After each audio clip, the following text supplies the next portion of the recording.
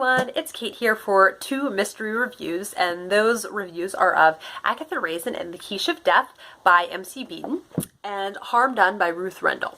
So I'll go ahead and talk about the cozy first because I have less to say about this one.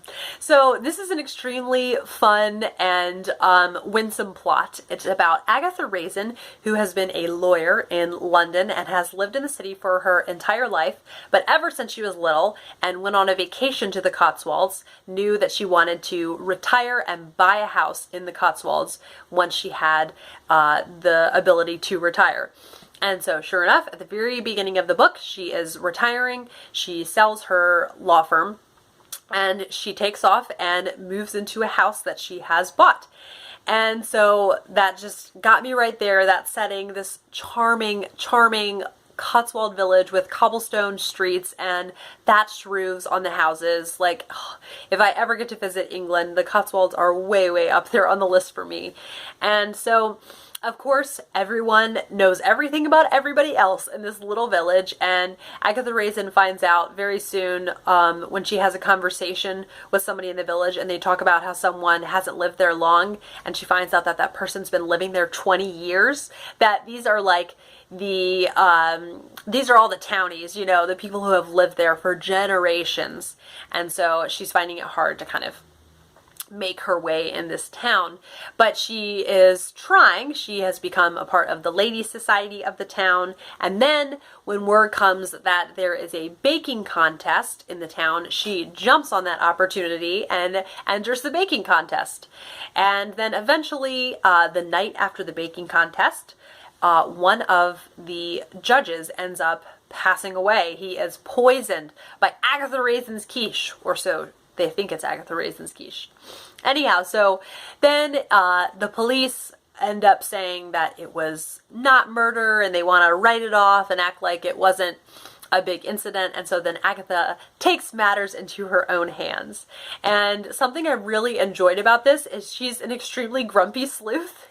And like, not like I like grumpy people, but it was just not what I was expecting, so I kind of relished it. And she was just like so salty and like not afraid to be sassy to other people. And so since it's in a book, it's extremely amusing, and I like it. It gives some variety to the mysteries that I read, basically. And so, you know, it's just her, like, she's traveling all over the English countryside, visiting different people, asking them about the murder and trying to figure it out. And another aspect that I really liked is she has a young friend named Roy, and he visits her a couple times while she's there, and he just has a huge personality, and he was just another aspect that made it really fun.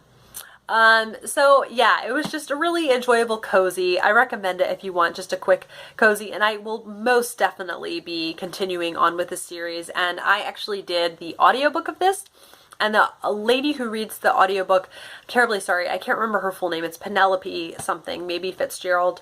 She did such a stand-up job. And of course, any mystery audiobook with a person with narrating with a British accent is just, it's like not even fair how much I'm going to like it.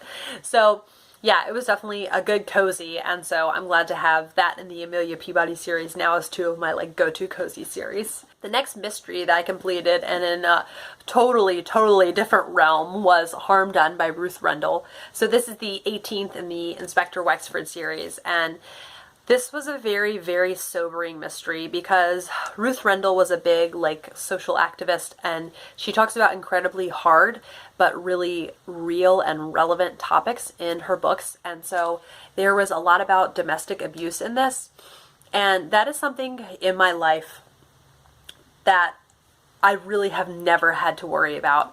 And I haven't, to my knowledge, really known any women who have been affected by that.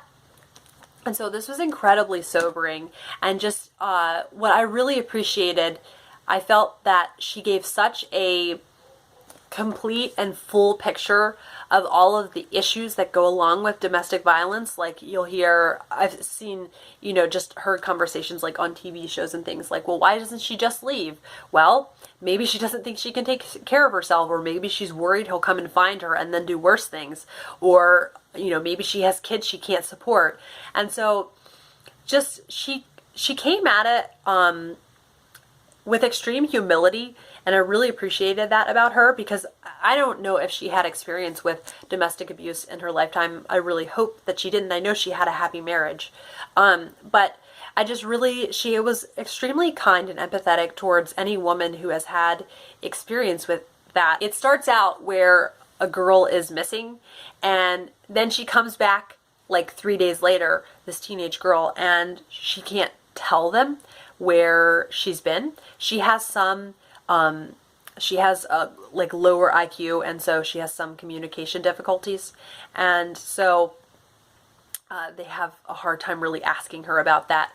And then in addition to that, then a couple days later, another girl her similar age disappears, and then comes back, and she doesn't want to tell them where she is. She's super aggressive when they're talking to her, which is weird because it's the police and they're trying to help her. It was just very strange.